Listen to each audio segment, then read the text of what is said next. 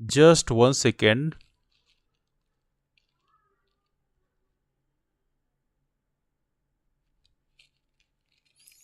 News चल रही है। Is it working now?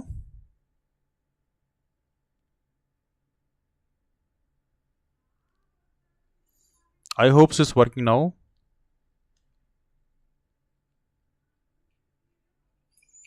News चल रही है। अब सही है, ओके फाइन। वेल शायद बैकग्राउंड में कुछ चीजें रन कर दी गई थी, but it could not stop. चलिए, तो हम लोगों ने 2-3 चीजें डिस्कस किया है। ओके, जो भी आपके पास सवाल है तो। साउंड्स इको कर रही है। हाँ सही है, ओके दस फाइन। हल्का इको करेगा, थोड़ा नया रूम है तो इस लाइक यहाँ पे थोड़ा सा हल्का सा इशू है। चलिए, तो यहाँ पे अभी हम डिस्कस कर रहे हैं, 2-4 चीजें हमने डिस्कस किया है। पहली बात तो ये है कि हमारा जो सिविल सर्विस का एग्जाम है एमपीपीएससी 2026 का, वो आपका फरवरी मार्च के हिसाब से है। जो कई सारे मैसेज आए हैं, that's why I am replying कि फरवरी मार्च के हिसाब से आपको तैयार रहना है। एक तो वो है, और दूसरा हमारा जो मेडिकल ऑफिसर एमबीबीएस वालों के जो इंटरव्यूज हैं वो दिसंबर में होने वाले हैं। तो ये थोड़ा 2-3 चीज़ें आपको यहाँ पे ध्यान रखना है ना। हाँ जी, गुड इवनिंग। या it was great weekend. ICT के लिए कौन सी बुक सही रहेगी? आईसीटी के लिए वैसे बुक्स बहुत सारी आती हैं। सिलेक्शन तक की किताब है तो थोड़ी पतली सी किताब है, उसको आप ले सकते हैं। आई सा that one, that was good one, तो उसको आप ले सकते हैं, दैट्स गुड वन। हालांकि अभी जो नया सिलेबस हमारा चेंज हुआ है, खासतौर से जो डेंटल सर्जन का जो सिलेबस है या असिस्टेंट प्रोफेसर के एग्ज़ाम का जो सिलेबस है, उसमें थोड़ा सा बदलाव है, कुछ नई चीज़ें इंसर्ट हुई हैं। तो वो चीज़ें तो अभी नहीं मिलेंगी, लेकिन जो बाकी जो चीज़ें हैं जो पहले थी वो सिलेबस में मिल जाएगी, है ना। जो नया चीज़ें इंसर्ट हुई हैं उसके हिसाब से भी नया बुक पब्लिश नहीं हुआ है, तो उसको थोड़ा सा इंटरनेट के माध्यम से आपको डिपेंड करना पड़ेगा, है ना।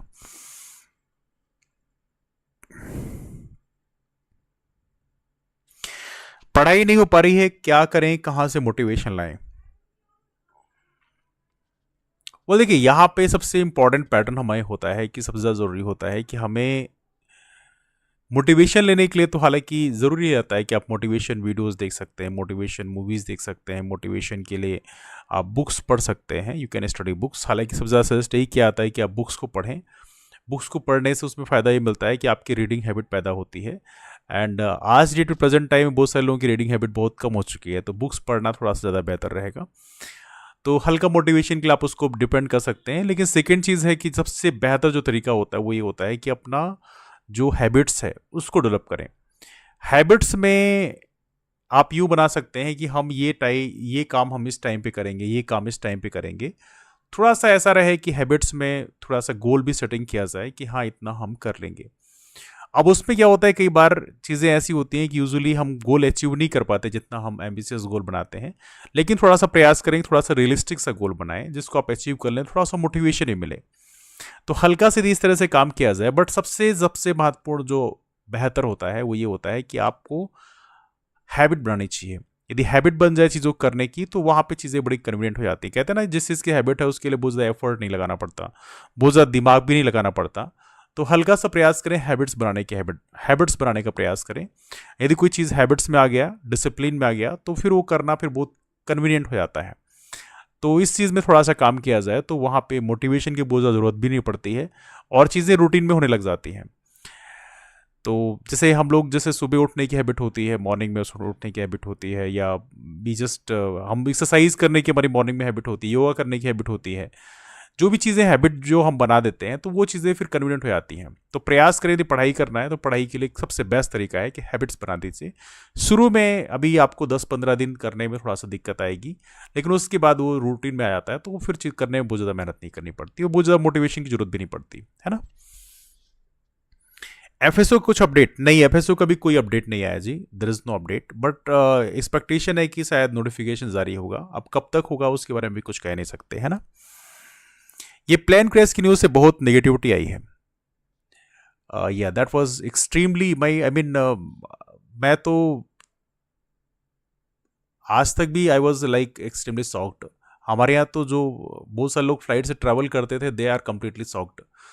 मतलब अभी तो पूरा सब कुछ काम जो है वो आई मीन अजीब सा गरीब फियर सा क्रिएट हो गया है और लोगों के मन में निराशा सी पैदा हुई, बट दैट्स फाइन।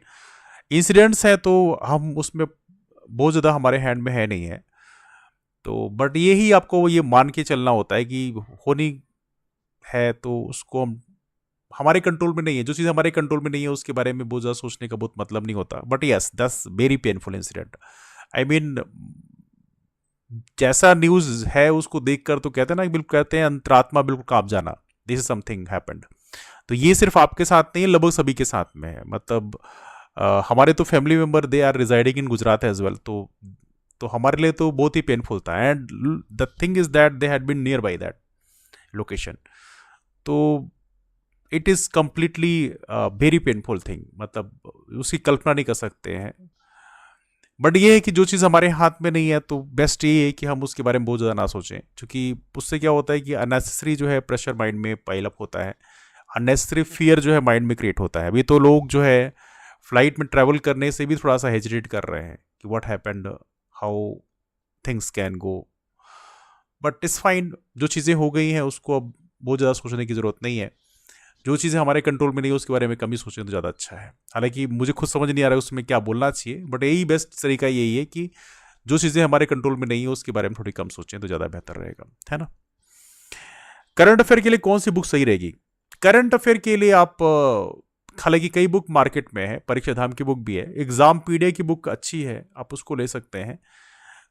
एग्जाम पीडिया की मध्य प्रदेश करंट अफेयर की अलग बुक आती है, नेशनल इंटरनेशनल करंट अफेयर की अलग बुक आती है, तो उसको आप ले सकते हैं। वैसे बेस्ट ये है कि परीक्षा धाम आप ले सकते हैं, कंपाइल्ड है, शार्ट फॉर्म में है, तो उसको भी आप ले सकते हैं, है ना। दीज टू गुड, ये दोनों किताबें बढ़िया चल रही है मार्केट में। सिलेबस बहुत ज्यादा लग रहा है, रिवीजन का टेंशन हो रहा है बोथ जीके एंड इंटर। देखिए जीके में तो ये है कि सिलेबस ऑब्वियस सी बात है काफ़ी ज़्यादा हो जाता है, बट यहाँ पे बेस्ट तरीका ये होता है कि आप कंपार्टमेंटलाइज करें। जैसे हमने बना लिया है कि इस दिन इतने दिन तक हमें ये पढ़ना है, इतने दिन तक ये पढ़ना है, तो कंपार्टमेंटलाइज करके जब पढ़ाई की जाती है तो उसे बहुत ज़्यादा बर्डन महसूस नहीं होता। जैसे मान लीजिए आपने बना लिया 5 दिन हमें ये सब्जेक्ट पढ़नी है, तो वो पढ़ते वक्त फिर आपको दूसरी सब्जेक्ट के बारे में ज़्यादा सोचने की जरूरत नहीं है। और सेकेंड थिंग इज दैट कि आपको बहुत ज़्यादा ये सोचने की जरूरत भी नहीं है कि जो चीज़ आप पढ़ रहे हैं उसमें बिल्कुल A to Z कर लेना है। सबसे पहले आपको ये ध्यान रखना है कि जो सबसे इंपॉर्टेंट एरियाज हैं, जहां से क्वेश्चन पूछने की संभावना ज़्यादा होती है, पहले उसको आपको कंप्लीट करना है। उसके बाद में जो जनरल एरियाज उसको टच करना है ना। तो हल्का सा ये प्रयास करें पढ़ाई करते वक्त कि आपको प्रायोरिटाइज करके पढ़ाई करनी है, तो उससे आउटपुट मिलने में ज़्यादा बेहतर रहेगा, है ना। तो ये थोड़ा सा आप करें और रिविज़न करें, revision is the key. Revision करने पे बहुत ज़्यादा चीज़ें काफ़ी आई मीन वहाँ पे स्कोर करने की संभावना ज़्यादा हो जाती है। आपके एग्जामिनेशन में जो हम जनरल मिस्टेक्स करते हैं वो काफ़ी अवॉइड की जा सकती हैं। तो रिवीजन करना बहुत ज़रूरी है, रिवीजन इज़ द की। लेकिन यहाँ पे सिलेबस कंप्लीट करने के लिए बात करें या चीज़ों को कंप्लीट करने की बात करें तो उसके लिए आप कंपार्टमेंटलाइज करके पढ़ें।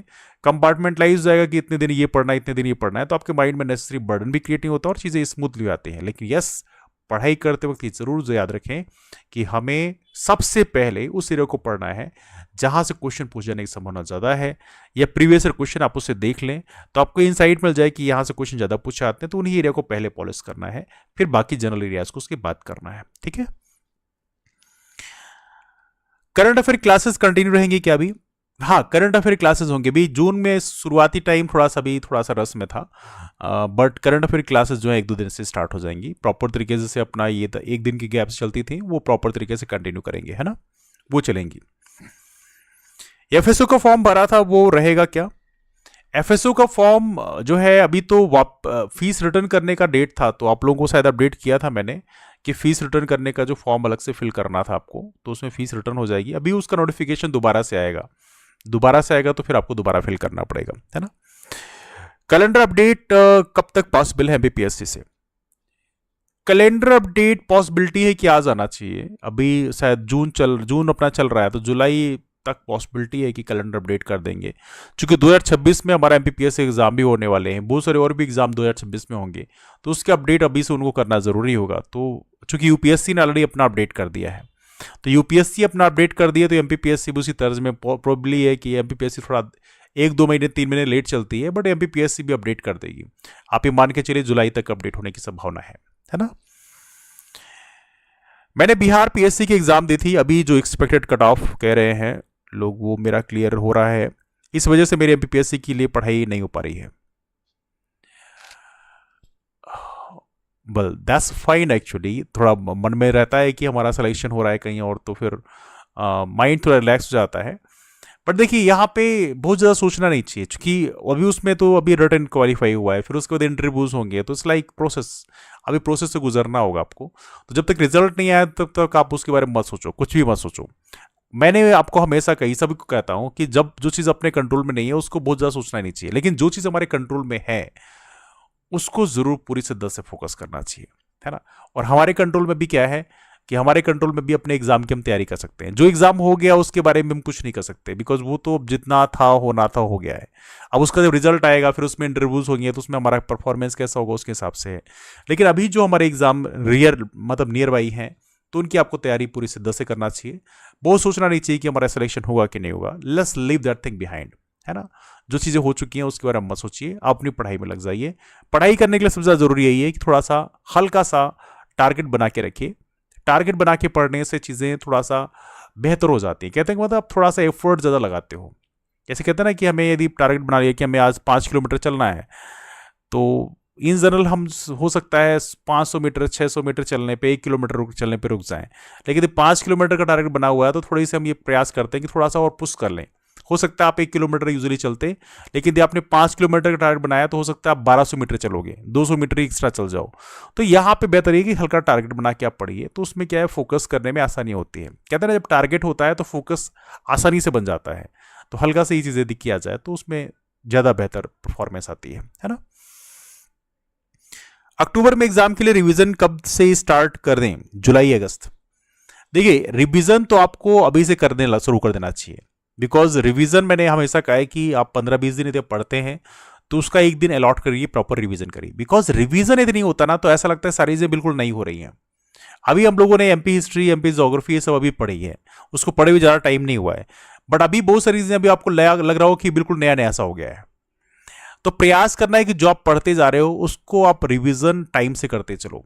यदि आपने 15-20 दिन कुछ पढ़ा है तो उसको आप रिवीजन करिए, फिर उसके बाद पढ़ा है तो उसको फिर रिवीजन करिए। तो रिवीजन जो है वो कंसिस्टेंट प्रोसेस हो। तो नई चीज़ों को भी आप पढ़ते चलिए, रिवीजन भी करते चलिए, तो आपको मन में अननेसेसरी बर्डन क्रिएट ही ना हो। तो प्रयास यही करिए हमेशा कि 15-20 दिन का जो रोटेशन है उसमें आप ये बना के, या तो ये, हालांकि हम सजेस्ट करते हैं कि डेली रिवीजन के लिए टाइम बनाइए, लेकिन डेली नहीं बन पाता तो 15-20 दिन में या हफ्ते में 1 वीकेंड या 2 वीकेंड आप पकड़ लें और उसे प्रॉपर तरीके से रिवीजन करें। रिवीजन जितना होगा उतना आपके मिस्टेक्स होने के चांसेस कम होंगे।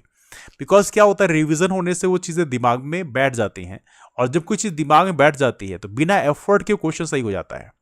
और हम यही चाहते हैं कि आप बिना एफर्ट के क्वेश्चन सही करें, बहुत ज़्यादा आपको एफर्ट ना लगाना पड़े, बिल्कुल स्मूथ हो जाए आपके लिए, और वो चीज़ें बिना रिवीजन के नहीं बनेगी, है ना। तो इसलिए प्रयास करें थोड़ा रिवीजन में फोकस करें, है ना।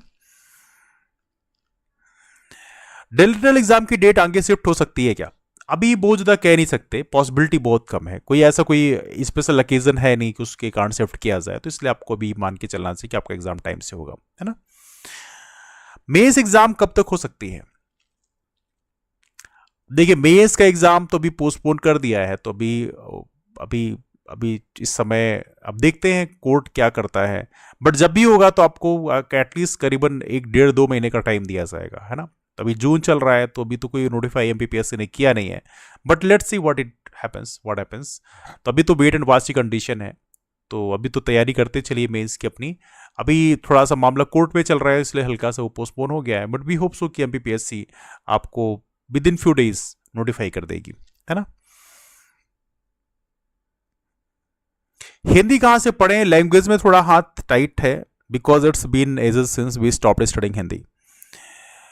सो any recommendation for the same? Hindi की एक बुक आती है, वैसे अभी मेरे को देखना पड़ेगा मार्केट में अवेलेबल है कि नहीं, तो एक बार मैं थोड़ा सर्च कर लेता हूँ, उसके बाद मैं आपको अपडेट कर दूंगा। अपना जो ग्रुप है एमपीपीएससी 2026 वाला, उसमें मैं अपडेट कर दूंगा, है ना। मैं 2025 प्री क्वालिफाइड हूँ, बट फ्रॉम फॉर्म भरते टाइम रोजगार पंजीयन जिला धार की जगह बड़वानी हो गया है, क्या करें? कोई बात नहीं, रोजगार पंजीयन में थोड़ा चेंज हुआ है, उतना इशू नहीं है, आप उसको एडिट कर लीजिएगा, that's not a big issue. रोजगार पंजीयन में जाके एडिट किया सकता है, कोई दिक्कत नहीं है, इट्स कंप्लीट फाइन, कोई परेशान होने की आवश्यकता नहीं। वो चीज़ें जो एडिटेबल हैं वो चीज़ें एडिट हो जाती हैं, तो उसको आप चेंज कर लीजिएगा, कोई दिक्कत नहीं होगी, है ना। तो काफ़ी कुछ डिस्कशन हो गया है यहाँ पे। मैं आप लोगों से फिलहाल यही कहना चाहूँगा कि यहाँ पे सभी लोगों के साथ ये समस्या है कि जो हमारा पढ़ाई का जो रूटीन है उसको ज़रूर हमें बेहतर करने की आवश्यकता है। और पढ़ाई की रूटीन को बेहतर करने का सबसे बेस्ट तरीका ये है कि अपना हैबिट्स जो है उसको बनाइए। हैबिट्स जब बन जाती है ना तो वो चीज़ें करना बहुत आसान हो जाता है। जैसे मान लीजिए कोई अपनी ऑफिस में जाता है, 8 बजे 9 बजे से जाता है, 9 बजे से लेके शाम को 6-7 बजे तक बैठता है ना।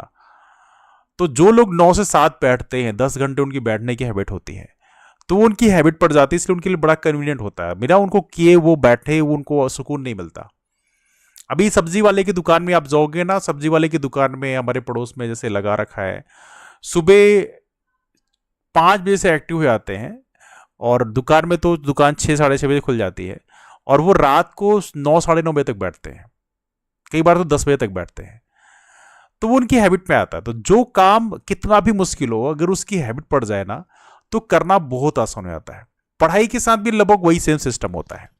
तो आपको आपको बहुत ज़्यादा कुछ तगाड़ी नहीं उठानी है, बट आपको ये काम करना है कि अपनी हैबिट्स को बना लेनी है। आपको बना लेनी है कि इतने घंटे हम इसको बैठ के पढ़ेंगे, और मन में होना चाहिए कि थोड़ा सा ये ना हो कि नहीं मैंने काम कर लिया है, चलो हमने 1 घंटे 2 घंटे 4 घंटे पढ़ लिया है, मेरा काम खत्म हो गया। नहीं, जो चीज़ की भी आप बेहतर करना चाहते हो तो उसके लिए आपको फिर अपने माइंड को डिवोट करके रखना होता है। ऐसा नहीं कि आपने 2 घंटे 3 घंटे पढ़ लिया फिर मोबाइल बैठ के चला रहे हैं। This is something very important I want to say कि यदि किसी को अपनी सेहत भी अच्छी करनी है, यदि आपने एथलेटिक्स को देखा होगा तो एथलेटिक्स ऐसा नहीं होता कि वो ट्रेनिंग करने के बाद में वो फिर वो सारा का सारा जो है वो अपना फोकस जो है बाकी चीज़ों में कर देते हैं। ऐसा नहीं होता, वो अपना फोकस उसी चीज़ में रखते हैं। तो कुछ ना कुछ वैल्यू एडिशन जो है जब नहीं भी कर रहे होते हैं अपनी प्रैक्टिस, तब भी वो कर रहे होते हैं कुछ ना कुछ अदर फॉर्म में, चाहे वो अपनी सेहत में काम कर रहे होते हैं, चाहे वो इन्फॉर्मेशन कलेक्ट कर रहे होते हैं। तो वो चीज़ थोड़ी सी आपको करनी है ना। तो प्रयास ही करना है थोड़ा सा आप लोगों को, सभी लोगों को, कि हैबिट्स में काम करना है। पढ़ने की जो हैबिट्स है, यदि आपने टाइम उसका फिक्स कर लिया कि इस टाइम पे हमें बैठ के पढ़ना है, तो वो चीज़ें फिर आपके लिए बहुत कन्वीनियंट हो जाती हैं, है ना। उसके लिए बहुत ज़्यादा एफर्ट मोटिवेशन की जरूरत नहीं पड़ती है। और हम भी यही चाहते हैं कि आप कुछ ऐसा काम करिए रूटीन में जिसके कारण आपको बहुत ज़्यादा मोटिवेशन की जरूरत ना पड़े, है ना। तो ये थोड़ा सा यदि आप हैबिट में काम करेंगे तो वहां पे चीज़ें थोड़ा सा ईजी हो जाएंगी, है ना। रोजगार भी पुराना बढ़ गया, कोई दिक्कत नहीं है, आप उसको एडिट कर सकते हैं, रिन्यू कर सकते हैं, रिन्यू करने का ऑप्शन रहता है। जीएस डेंटल वालों के लिए लेंदी हो रहा है। Well, GS is little bit lengthy, but अभी क्या है, शुरुआत में भी आप शुरुआत में पढ़ रहे हैं तो थोड़ा सा आपको नई चीज़ें ज़्यादा मिल रही हैं, लेकिन अभी आप उसको रिवीजन करेंगे। यदि आपने सिलेबस को प्रॉपर तरीके से एक बार देख भी लिया तो वहां से बहुत सारा स्कोर आपका आसानी से हो जाता है ना। तो उसको बहुत लेंदी मत मानिए, उसको ये मानिए कि हमारा ये सिलेबस का पार्ट है। बाकी सिलेबस में बहुत सारी चीज़ें ऐसा डिस्कस किया जाता है आपसे क्लास में कि ये चीज़ें इंपॉर्टेंट है, यहाँ से क्वेश्चन पूछ जाने की संभावनाएं हैं, तो उसको थोड़ा सा विशेष तौर पे फोकस करके रखना है। बाकी जहाँ पे रहता है कि नहीं उसे बहुत ज़्यादा फोकस करने की आवश्यक जनरल एरिया है, तो उसको आप हल्का से स्किप भी कर सकते हैं। बट हाँ, सिलेबस थोड़ा जीएस का पार्ट है, तो बेस में तो 5 यूनिट्स है, तो वो थोड़ा सा है ही है। बट हमारा फिर भी काफ़ी कम लेंदी है। यदि आप यूपीपीएससी की यदि हम बात करें, वहाँ के डेंटल सर्जन के एग्जाम की बात करें, तो वो तो पूरा जीके ही रखते हैं, तो पूरा इंडियन जीके पढ़ना होता है, तो वो तो और भी कॉम्प्लिकेटेड है। बट यहाँ पे हम लोग सिलेबस को इसलिए प्रॉपर तरीके से कंप्लीट करते हैं जिससे कि क्वेश्चन थोड़ा टेढ़ा मेढ़ा भी आए तो बन जाए, स्कोर बन जाए अच्छे से। क्योंकि लास्ट टाइम भी हमारे यहाँ से प्लेटफॉर्म में डेंटल सर्जन के एग्जाम में 50 में से लोग कैंडिडेट्स ने 38 क्वेश्चन 40 क्वेश्चन तक सही किए थे। आप सोचिए 38 क्वेश्चन 40 क्वेश्चन सही करना नेगेटिव मार्किंग के साथ में, इस पर नॉट दैट इजी, बट कई कैंडिडेट ने किया था। तो इसलिए हम लोग प्रॉपर तरीके से कवर कर रहे हैं जिससे कुछ चीज़ें ज़्यादा चीज़ें मिस ना हो और लगभग सारी चीज़ें जो है आपके सिलेबस से आ जाएं। तो दैट्स वाई, बट फिर भी आपको प्रयास करना है कि जो हाईलाइट किए आते हैं जिन चीज़ों को, जहाँ पे विशेष स्टार दिए आते हैं, उनको ज़्यादा फोकस करना है। बाकी चीज़ों को थोड़ा सा आप साइड में रख सकते हैं, है ना। जब वो चीज़ें प्रॉपर तरीके से आपका रिवाइज हो जाए तो फिर उसके बाद जनरल एरिया को भी टच करें, है ना। टाइम बहुत लग रहा है पढ़ने में, तो बहुत दिक्कत आ रही है सिलेबस करने में। Best thing is that compartmentalise the syllabus, compartmentalise कर लीजिए और यूनिट्स को प्रॉपर तरीके से कंपार्टमेंटलाइज कर लीजिए कि हमें ये पढ़ना है, ये पढ़ना है, ये पढ़ना है। हमें पीछे अगले 10 दिन 15 दिन तक ये पढ़ना है, तो आप कंपार्टमेंटलाइज कर लीजिए प्रॉपर तरीके से सिलेबस को कि इतने दिन ये पढ़ना है, इतने दिन ये पढ़ना है, इतने दिन ये पढ़ना है। Then focus on the most important area. Most important area कैसे पता चलेगी? प्रीवियस ईयर के जो क्वेश्चन हैं उसको आप देखिए और वहां पर देखिए कौन से क्वेश्चन ज्यादा पूछे जा रहे हैं, किस एरिया से क्वेश्चन ज्यादा पूछे जा रहे हैं, उस एरिया को पहले करिए। फिर उसके बाद जब टाइम मिले तो बाकी एरिया को टच करिए। तो जैसे मान लीजिए आप एक सब्जेक्ट को फोकस कर रखा है तो सब्जेक्ट को प्रॉपर तरीके से कंप्लीट करिए, बट सबसे पहले उस एरिया को करिए जो वो एरिया से क्वेश्चन पूछे जाते हैं ज्यादा, है ना। उसके बाद जनरल एरिया को टच करिए। तो यदि आप कंपार्टमेंटलाइज करके पढ़ेंगे तो अननेसेसरी बर्डन भी महसूस नहीं होगा और अननेसेसरी माइंड में ये भी नहीं रहेगा कि नहीं नहीं ये चीजें करना है, ये चीजें करना है, बिकॉज अननेसेसरी प्रेशर भी पाइलअप होना अच्छी बात नहीं है ना। तो ये चीज थोड़ा हेल्प करेगी। बुक्स तो पढ़ रहे हैं बट रिटेन उतना नहीं हो रहा है, still lagging behind in the test, उसे थोड़ा डिमोटिवेटेड फील होने लगता है। और लुक एट हियर, यहां पे ये प्रयास करना है कि जब भी हम रिवीजन करते हैं always try to use the pen. कहते ना कॉपी गंदा करना, मतलब कॉपी में जब भी आप लिख रहे हो, जब भी आप रिवीजन कर रहे हो तो जो भी लगे कीवर्ड्स है उसको तुरंत कॉपी में लिखिए। वो समस्या सिर्फ आपके साथ नहीं है, this is very general problem with everybody कि जब भी हम पढ़ते हैं चीजों को तो वो चीजें माइंड से निकलना शुरू होती हैं और माइंड में ऑब्वियस बहुत सारी चीजें आपको डालनी है, तो ऑब्वियस माइंड में बहुत सारी चीजें निकलती भी उसी स्पीड से हैं। तो this is very normal thing. But किसी भी टॉपिक में यदि आप स्टे करते हैं, जैसे आप देखते हैं टीचर्स जो हैं उस टॉपिक पर थोड़ा स्टे करते हैं, तो स्टे करने से क्या फायदा मिलता है कि वो उनको दिमाग में वो चीजें फ्लोट करने लग जाती हैं। वही काम यदि आप करेंगे थोड़ा सा, आपको सिर्फ इतना करना है कि जब भी आप पढ़ रहे हैं, रिवीजन कर रहे हैं, तो वहां पे पेन कॉपी लेके बैठें। जब कोई पॉइंट ऐसा लगे कि नहीं नहीं ये इंपॉर्टेंट है तो उसको आप हल्का सा कॉपी में लिख लें। रफली तरीके से लिखना है, ऐसा नहीं करना है उसको दोबारा से आपको पढ़ने की जरूरत पड़े, बट हाँ ये है कि उसमें आप थोड़ा सा रुकते हैं और पेन कॉपी से लिखते हैं तो वो चीज़ें माइंड में आपके थोड़ा सा फ्लोट करती हैं, थोड़ा टाइम के लिए रुकती हैं, और जब रुकती हैं तो फिर वो आपको लंबे समय तक याद रहती हैं। तो हल्का सी ये प्रैक्टिस यदि आप करेंगे रिविजन के दौरान तो आपको थोड़ा सा बेनिफिट मिलेगा, it will help you out, है ना।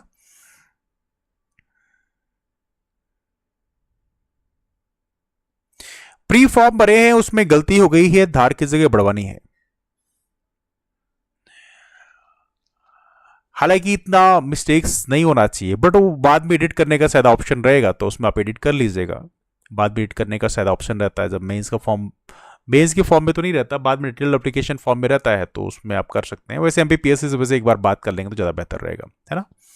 यदि वो ऑप्शन देते हैं आपको चेंज करने का तो उसमें आप कर सकते हैं। I study for 6 to 7 hours every day, test भी दे रहे हैं, आंसर राइटिंग भी कर रहे हैं, बट स्टिल फील लाइक कुछ याद नहीं हो रहा है। टेस्ट में भी I am unable to perform well. Well, when you apply the efforts, this is very normal thing that we feel like कि अभी बहुत कुछ सब कुछ गड़बड़ चल रहा है। कहते ना जब आप अपना जो ब्रेक इवन पॉइंट है उसको जब ब्रेक कर रहे होते हैं तो उस समय आपको लगता है अंदर से कि यस अभी कुछ भी ठीक नहीं चल रहा है। This is very normal phenomena. जब कोई कुछ नहीं कर रहा होता उसको बहुत लगता है कि नहीं मेरा तो सब कुछ बढ़िया चल रहा है, लेकिन जब कोई बहुत कुछ कर रहा होता है ना तो उसको ये लगना बहुत ही नॉर्मल प्रैक्टिस है कि उसको ये लगना कि नहीं कुछ नहीं हो रहा है। It's very normal thing. तो आपको बहुत सोचने की जरूरत नहीं है। और फिर दूसरी बात ये भी है कि कई बार क्या होता है कि हम एफर्ट्स लगाते हैं उसके तुरंत आउटपुट नजर नहीं आते। कई बार जैसे चीजों को हम रिवाइज कर रहे होते हैं या हम एक्सरसाइज भी कर रहे होते हैं तो ऐसा नहीं होता कि उसको तुरंत हमें आउटपुट नजर आए, लेकिन कुछ चीजें ऐसी होती हैं जहां पे आपको आउटपुट क्रिएट करना है तो उतने दिन तक लगातार काम करना पड़ता है, उसके बाद वो आउटपुट नजर आना शुरू होता है। जैसे मान लीजिए आपको किसी बच्चे को यदि बोला जाए कि नहीं तुम्हें इंग्लिश स्पोकन कोर्स में जाना है और उसको इंग्लिश बोलना सीखना है, it's not going to happen that कि he suddenly joins any coaching centre and he start speaking in English in fluent way. ऐसा कभी नहीं होता। It's like he have to hustle, उसे हसलिंग करनी पड़ती है, जूझना पड़ता है, and he have to hustle for maybe month, 2 month, 3 month, 4 month। कई बच्चे तो ऐसे होते हैं जो स्टेज में जाते भी नहीं बोलने के लिए, कई बच्चे ऐसे होते हैं जो डिबेट में पार्टिसिपेट भी नहीं करते and they feel like they are going to speak in English. तो it's not going to happen. तो यहाँ पे जो हसलिंग प्रोसेस है वो आपको कई महीने करनी पड़ती है, और जब हसलिंग आप कर लेते हो तो आपके अंदर ट्रांसफॉर्मेशन नजर आने लग जाता है। आपको भले नजर ना आए लेकिन आपके आसपास के जो लोग हैं उन्हें महसूस होने लग जाता है कि यस थिंग्स आर चेंजिंग।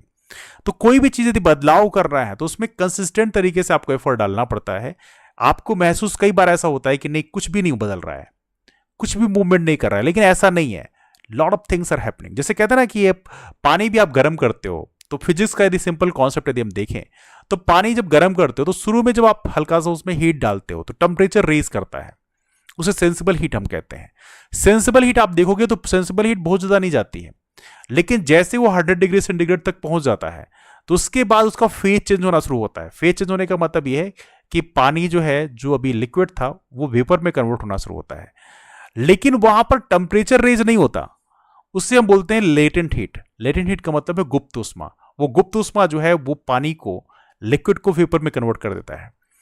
वो समझिए आपकी गुप्त ऊष्मा लग रही है, वो ऐसी एनर्जी है जो आपको महसूस हो, आपको पता है कि हाँ हम एफर्ट लगा रहे हैं, वो किसी को दिख भी नहीं रही है, आपको कई बार बहुत ज्यादा आउटपुट भी नजर नहीं आ रही है, लेकिन जो रियल आउटपुट आप चाहते हैं वो बिना उस एफर्ट के वो होगा ही नहीं। तो you are going in the right direction. Let me tell you one thing, that you are going in the right direction. ये बिल्कुल नॉर्मल प्रैक्टिस है कि किसी को लगे कि नहीं बहुत ज्यादा इंप्रूवमेंट नहीं हो रहा है, it's a very normal thing. लेकिन जब वो इंप्रूवमेंट होगा महीने, 2 महीने, 3 महीने, 4 महीने कंसिस्टेंट एफर्ट के बाद में, तो बहुत ही बड़ा ट्रिमेंडस एफर्ट, ट्रिमेंडस इंप्रूवमेंट आपको देखने के लिए मिलेगा। और वो इंप्रूवमेंट लोगों को फिर सरप्राइज कर देगा, आपको भी सरप्राइज कर देगा, आपको भी लगेगा कि नहीं नहीं इतनी सारी चीजें मेरे को कैसे आती हैं। So that's why I am saying that thing कि थोड़ा सा स्टार्टिंग में स्ट्रगल करना पड़ता है, और स्टार्टिंग में जो है फेज चेंज करने में थोड़ा सा टाइम लगता है, बट जो आप लेटेंट हीट देते हैं वो लॉन्ग टर्म में बहुत बड़ा इंपैक्ट क्रिएट करता है ना। तो इस थोड़ा सा आपको ध्यान रखना है। 22 सब्जेक्ट डेंटल की हैं तो कैसे करें?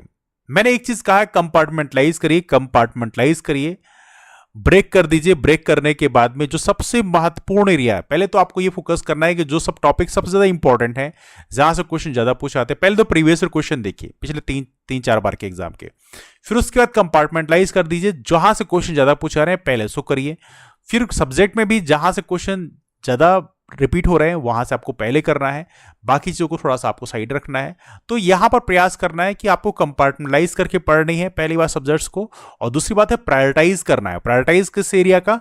जहां से क्वेश्चन ज्यादा पूछे आते हैं। यदि आप सोचें कि नहीं एक तरफ से एक पेज से लास्ट पेज तक आप कंप्लीट करोगे और वो चीजें आपको रिजल्ट प्रोड्यूस करें, नहीं, इट्स नॉट गोना हैपन। इतना आपके पास टाइम भी नहीं है, आपको 4 साल का सिलेबस, 5 साल का सिलेबस कंप्लीट करना है, तो it's not gonna be that easy. तो यहां पे बेस्ट तरीका यही है कि आप कंपार्टमेंटलाइज कर लीजिए कि इस दिन इतने दिन हम इस सब्जेक्ट को पढ़ेंगे, फिर कंपार्टमेंटलाइज करने के बाद प्रीवियस क्वेश्चन देखिए, प्रीवियस क्वेश्चन में देखिए कहां से क्वेश्चन ज्यादा पूछे जा रहे हैं, तो उन टॉपिक्स को पहले कंप्लीट करिए। तो पहले आपको जो इंपॉर्टेंट टॉपिक्स हैं उसको आइडेंटिफाई कर लीजिए, उसको पहले कंप्लीट करिए, उसके बाद में जनरल एरियाज पे जाइए यदि आपके पास टाइम बचता है तो। अदरवाइज इंपॉर्टेंट टॉपिक्स को करने से बहुत सारी बात बन जाती है। वैसे भी आपके एग्जाम का जो कटाव है वो 100% आपको मार्क्स स्कोर नहीं करना है। यदि आप 50%, 60% तक भी पहुंच जाते हैं तो आपके सिलेक्शन के चांसेस बहुत ज्यादा होते हैं। 50-55% में तो पूरा काम ही हो जाता है। तो आपको ये प्रयास करना है कि आपको जनरल एरियाज को टच करने में बहुत परेशानी होना है। जो इंपॉर्टेंट एरियाज हैं, जो वहां से क्वेश्चन रिपीट ज्यादा हो रहे हैं, आपको उस एरिया को प्रायोरिटाइज करके पढ़ रही है। That will definitely produce result, है ना। अभी मेन से क्या मान के चलें कब तक पॉसिबल है? अभी तो थोड़ा वेट करना पड़ेगा। अभी तो शायद वी होप सो कि जून के अंत तक एमपीपीएससी इंफॉर्मेशन दे, फिर देगी तो जुलाई अगस्त के पहले तो फिर भी पॉसिबल नहीं है ना। फिलहाल एमसीक्यूज प्रैक्टिस ही कर रहे हैं जीएस पार्ट में, दैट्स गुड थिंग। पुणेकर चालू कर रहे हैं, ग्रेट। ज्यादा डेप्थ में जीएस पढ़ने पर टाइम बहुत लग रहा है, क्या फिलहाल पुणेकर के एमसीक्यूज चालू करने से काम चल जाएगा? पुणेकर के एमसीक्यू सॉल्व करने से डेफिनेटली काम चलेगा। थ्योरी हल्का सा देखते रहिए, बट एमसीक्यू सॉल्व करने से बहुत बेनिफिट मिलता है। अभी हम लोग नया बैच अनाउंसमेंट करेंगे, रिवीजन कर रहा हूं, मैराथन टेस्ट सीरीज का अपना बैच लॉन्च किया जाएगा, जो कि प्रोबेबली जो हमने प्लान बनाया अभी वो अगस्त में स्टार्ट किया जाएगा। अगस्त में मैराथन टेस्ट सीरीज स्टार्ट करेंगे, तो वहां पे डेली एमसीक्यू प्रैक्टिस चलेगा। तो डेली एमसीक्यू प्रैक्टिस होगा, उस पर डिस्कशन चलेगा, तो उसमें बहुत सारा बेनिफिट आप लोगों को मिलने वाला है। तो वो चीजें हम लोग अगस्त में शुरू करेंगे। अभी रिवीजन क्लासेस हमारी कंप्लीट हो जाए, उसके बाद में मैराथन टेस्ट सीरीज चलेगा, तो उसमें डेली का डेली एमसीक्यूज चलेगा, तो उससे भी आपको खूब सारा बेनिफिट मिलेगा, फोकस बढ़ेगा। जब एमसीक्यूज करते हैं तो आपका ऑब्जेक्ट ओरिएंटेशन आपका होता है, तो वहां पे कह सकते हैं आपका टू द पॉइंट इंफॉर्मेशन आपको क्लियर होती है, तो वो चीजें बहुत हेल्प करती हैं। तो एमसीक्यूज प्रैक्टिस जरूर करना चाहिए, है ना, that's good thing. RTO SI का सिलेबस कब तक आएगा? वो भी होप सो कि जल्दी आ जाना चाहिए। थोड़ा RTO SI के सिलेबस में मैकेनिकल का रखा हुआ है, तो कुछ मैकेनिकल के टॉपिक्स भी मोस्ट प्रोबेबली रहेंगे। Let's see.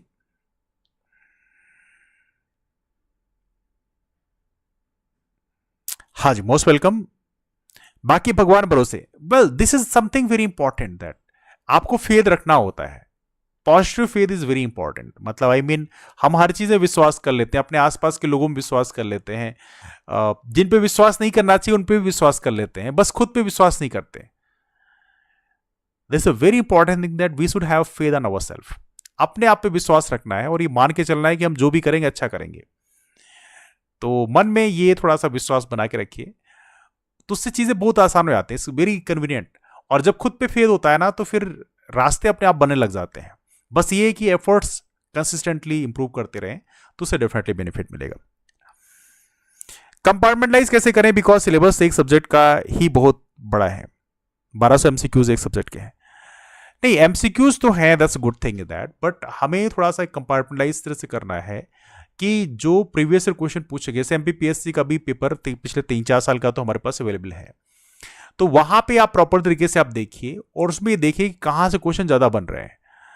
Previous year question को बार बार आप देखिए, या तो उसको हो सके तो प्रिंट आउट नहीं करवा लीजिए, just look over the question again and again. आप सिलेबस तो एक तो ऑलरेडी कवर कर रहे हो, चीजें पढ़ रहे हो, लेकिन उसके साथ में आप प्रीवियस ईयर क्वेश्चन को देखो, वहां से आप देखो जहां से क्वेश्चन पूछ जा रहे हैं, आपको सिर्फ और सिर्फ पॉइंट जो प्रायोरिटाइज्ड एरिया है उसी में फोकस करना है। तो आप ये आइडेंटिफाई करना शुरू करिए कि कहां से क्वेश्चन ज्यादा पूछा रहे हैं, जहां से क्वेश्चन ज्यादा पूछा रहे हैं उसी में ज्यादा रोल करिए।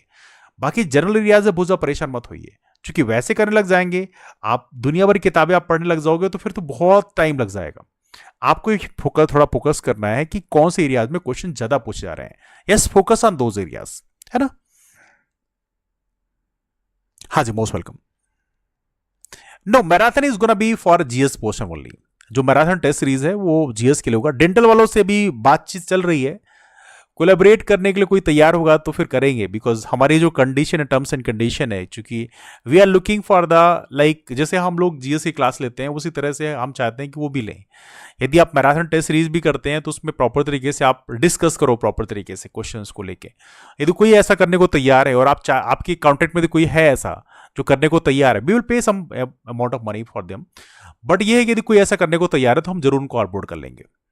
बट ये कोई इतना मेहनत करने को तैयार है तो, क्योंकि ये कई लोग ये सोचते हैं कि नहीं नहीं सिंपल सी बात है, मेंटरशिप करके काम चल जाएगा, तो मेंटरशिप करने से बात नहीं बनेगी। वी आर लुकिंग दैट कि कोई प्रॉपर तरीके से क्लास लेने को तैयार है तो हम जरूर से ऑनबोर्ड कर लेंगे, है ना। बट थोड़ा सा उसमें एफर्ट लगेगा, है ना। हाँ जी, most welcome. MPPSC forest service 2026 आना चाहिए, 2025 में नहीं आया था। हाँ जी, डेफिनेटली हम कैंपेन करेंगे इसके बारे में, एक बार तो वीडियो जरूर बनाएंगे, है ना, फॉरेस्ट सर्विस के लिए। हाँ जी, most welcome.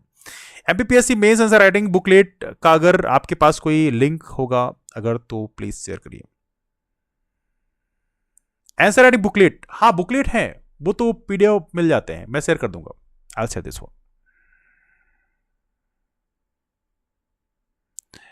For dental students for GS, हाँ डेंटल का ही बैच है अपना जो मैराथन टेस्ट सीरीज है, बट वो GS पोर्शन के लिए होगा, मतलब जनरल स्टडीज GK वाले पोर्शन के लिए, है ना। आपके सिलेबस के अकॉर्डिंग होगा, GK का जो सिलेबस है आपके अकॉर्डिंग होगा, है ना। तो चलिए डिस्कशन को बीच वाइंड अप करते हैं, काफी लंबा डिस्कशन चल गया है, ऑलमोस्ट गेटिंग 10:40। तो डिस्कशन को बीच वाइंड अप करते हैं। आप सभी लोगों को आपके एग्जाम्स के लिए all the best. Positive approach बना के रखिए, मन को बहुत ज्यादा डिमोरलाइज मत करिए। ऐसे इवेंट्स जो हैं, खासतौर से अभी प्लेन ट्रेजेडी है, that was a very painful incident, मतलब it was like breath taking. But थोड़ा सा हमें ये कई बार सोचना है कि बहुत सारे लोगों की तो family had been destroyed actually, कहते हैं ना पलक झपकी और सब कुछ खत्म हो गया। पर फिर भी हमें कई बार ये सोचना होता है कि जो चीजें हमारे कंट्रोल में नहीं है उसके लिए बहुत ज्यादा ना सोचें। हमें यहां पे ये फोकस करना है कि जो चीजें हमारे कंट्रोल में है, जहां पे हम कुछ कर सकते हैं, वहां पे जरूर थोड़ा सा वहां प्रयास करना चाहिए, है ना। मार्केट अबाउट टुडे पर बुकलेट मिला नहीं। आंसर राइटिंग फॉर्मेट जो है वो MPPSC ने शेयर किया है, बुकलेट हो सकता है शायद ना मिल रहा हो। बुकलेट तो हालांकि मिल जाता है, वैसे इंदौर में मिल जाता है, बाकी जगहों में तो मिलने की संभावना थोड़ी कम है। इंदौर बहुत सारे कोचिंग वाले ऑलरेडी पब्लिश करके रखते हैं, शेयर कर रखते हैं, but I will say the PDF को हल्का प्रिंट आउट कर लीजिएगा, ज्यादा बेहतर रहेगा, है ना। डेंटल सर्जन जीके सिलेबस कब तक कंप्लीट हो जाएगा? उसके बाद एमसीक्यू प्रैक्टिस भी होगी। ज्योग्राफी जो हमारे सेकेंड बैच के जो हमारे फ्रेंड्स थे, तो उनका तो अभी ज्योग्राफी के बाद अपना हो जाएगा, बट रिवीजन जो क्लासेस चल रही हैं, revision classes will be completed may be most will be 2 months, 2 महीने का टाइम रहता है। एमपी हिस्ट्री ऑलरेडी हो चुकी है, ज्योग्राफी चल रही है। ज्योग्राफी भी एक सब यूनिट को तकरीबन 10-12 दिन का टाइम दिया गया था, तो उसी हिसाब से चलेगा, है ना। हाँ जी, मोस्ट वेलकम। तो चलिए डिस्कशन का भी इस वाइंड अप करते हैं, मुलाकात करते हैं आप लोग फिर, तब तक के लिए bye bye, take care, have wonderful day, keep for take care, that's all for now, thanks so much, thanks a lot, bye bye, take care, good night. MPFSO यदि अगस्त सितंबर तक आता है तो क्या एग्जाम के चांसेस हैं दिसंबर में? हाँ, हो सकता है, हो सकता है एग्जाम